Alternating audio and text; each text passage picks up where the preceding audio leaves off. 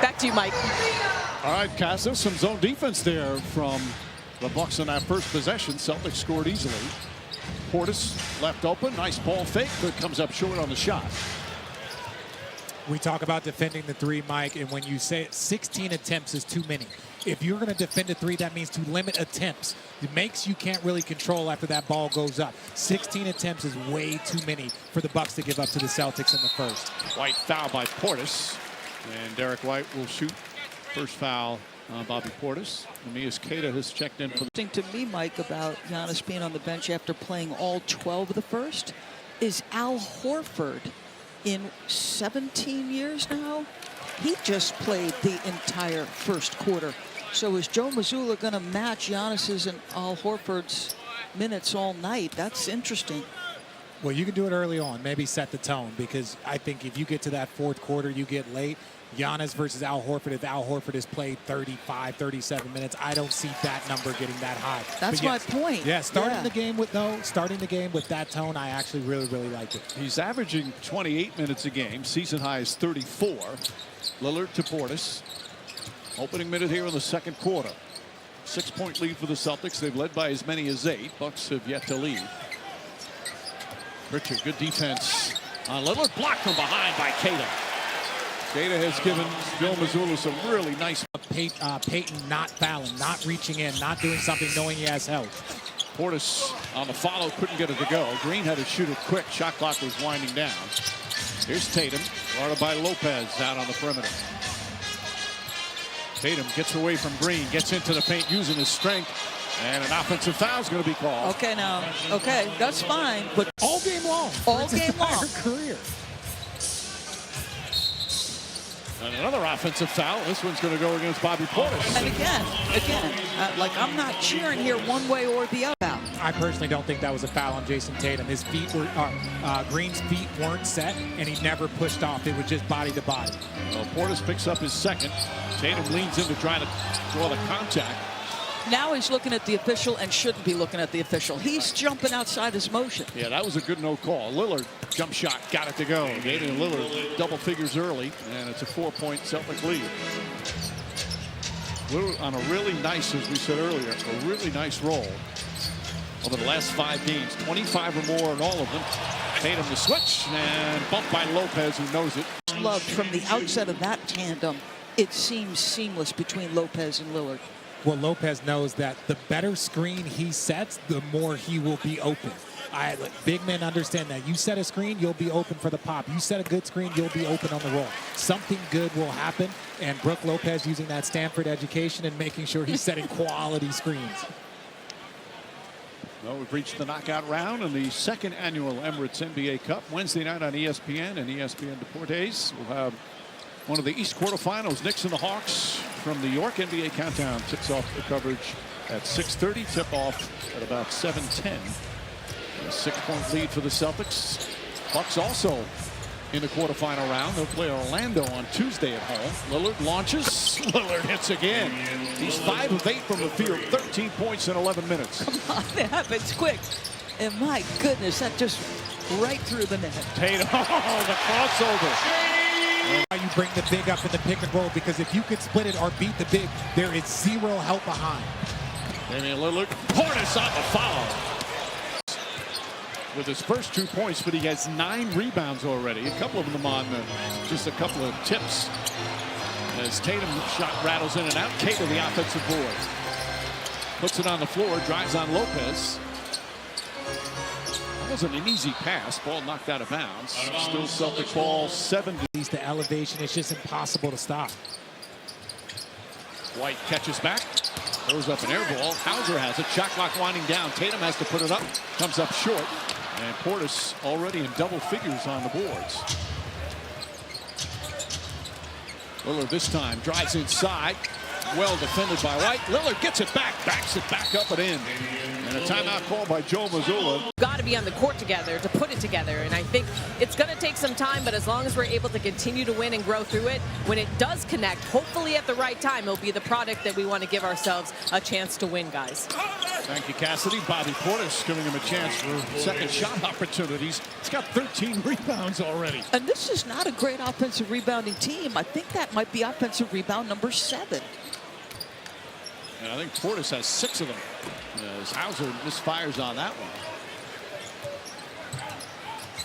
In terms of offensive rebounding, they're dead last in the NBA as Gary Trent floats it up and in. They're a little worse. The better shooting teams, and they're 6th in the NBA in field goal percentage, do not go high in the offensive rebounding category.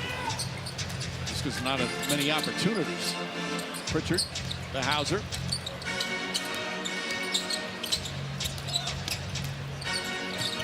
There's Tatum, finds some room, fires away, can't get it to go.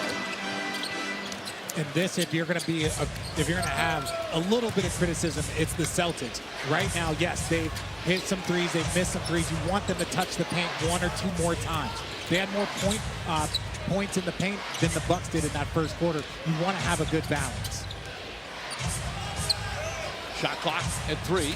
Prince kicks it out. Portis calmly takes the three-pointer, can't get it to fall. They're now 5 of 11. That's why the Kristaps Porzingis absence is significant for them tonight, because they get balance with him in the post. Nice feed, Tatum to Tatum. Maturity, the growth. What do we need? Right? I miss a couple threes. My teammates, let's get a pick and roll. Let's hit the roller. Even if the roller doesn't finish it, he will kick out to a more open 3. Leads the team in scoring, rebounding, assists, and steals. Lopez traveled. White, long three-pointer. Back out to Tatum. Jaylen Brown, that one's off.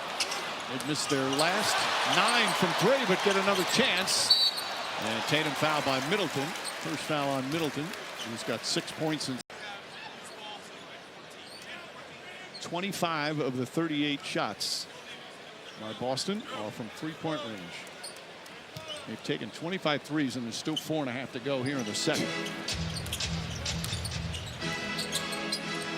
Horford back in. Tatum to the rim. Just so easy. Jason Tatum, when we talk to Joe Mazzulla, it's just the way he's thinking the game, the way he's seeing the game, anticipating the play. We talked about they got to get in the paint. Before we know it, he's dropping a dime to somebody for a dunk, and now he's attacking the paint. He's recognizing that they've shot too many or they've missed too many. Lopez knocks that down, his first field goal. Well, Joe Mazzulla was talking about both Brown and Tatum.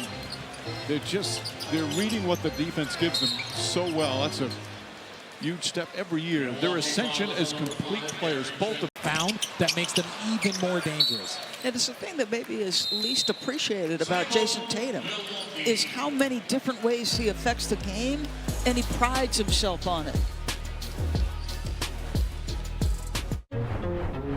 Hands to touch, and those people touch you. It's just so sad when you lose one so young and so gifted. And really, like a lot of people, you don't get a chance to say thank you. Heather was also honored before Game 1 of the finals last season, so in a way, her presence was felt in the last 2 Celtics title runs. Mike?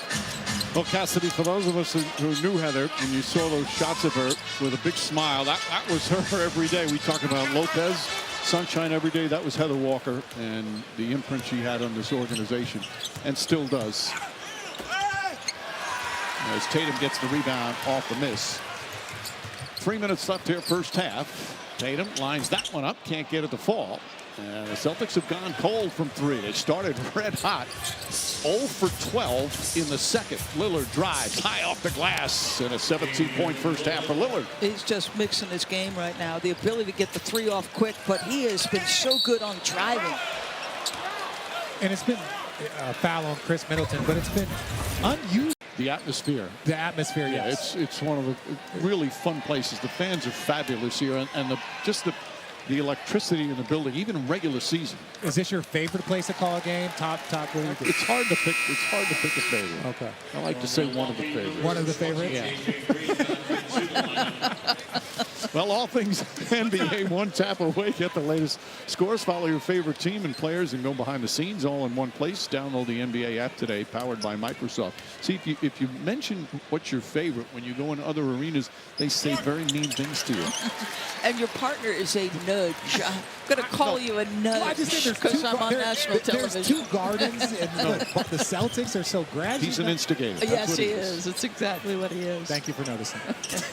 2.5 remaining here in the second. Lillard looking, finds Giannis, stops, goes up, lays it up and in. And Antetokounmpo, NBA's leading scorer, they've kept in check here in the first half. He's averaging over 32.5 points per game. Threes have stopped falling. Boston has relinquished the lead. And as well as Jaylen Brown has played this year, his efficiency hasn't been great yet from either the 2 or the 3. Well, he's one of those players that he focuses on the win. You remember the little situation with him and Giannis and the fake handshake and the too slow. Well, Jaylen Brown said it best. We got the win. That's the most important thing. And I think Jaylen Brown, numbers might go up and down, efficiency might go up and down, but ultimately his consistent approach and the way he's thinking the game, that's what Joe Mazzulla praises his own. You know, for both Brown and Tatum, the best statistic is Middleton comes out with a steal. Middleton goes inside, sidestep, throws it out. Lillard on top, A.J. Green. Oh, it will forever frustrate me watching the game of basketball. Green had a layup if he would have kept in. Yep. That is not today's NBA mindset. Antetokounmpo posting up through Holiday. The spin move leans in, lays it up and in. Holiday thought should have been a Churn in the paint a little bit. In that span, he's up over 22 points per game. Tatum kicks it out. Holiday, nice fake. Sidestep, layup, can't get it. Second effort, no good.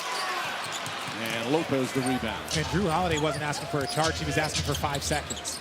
That's what he said to Ben. There are quite some great defense there. They're not going to send extra people. They're going to let you defend by yourself.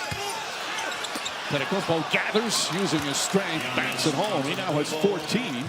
And the Bucks with their largest lead in the first half. Jaylen Brown blows past Middleton. Reverse layup, backs it home. Sweet move with Jaylen Brown. He had a layup on the left-hand side. Yeah, he did. But also, how terrible a defense is that if you're the Milwaukee Bucks? Especially the Milwaukee Bucks. You're trying to get your defense set. To have one person there is just unacceptable. Holiday's second foul. Brown, another spin move. Antetokounmpo can't get that to fall. Tatum with a running start. Tatum barrels into Green, goes inside. This overwhelms the Bucks' transition defense. And Celtics back within 1. Shot clock is turned off. Boston does not have a foul to give. Celtics, by the way, they have not had a quarter this season, not a quarter, where they didn't make a 3. And they have not made one here in the second.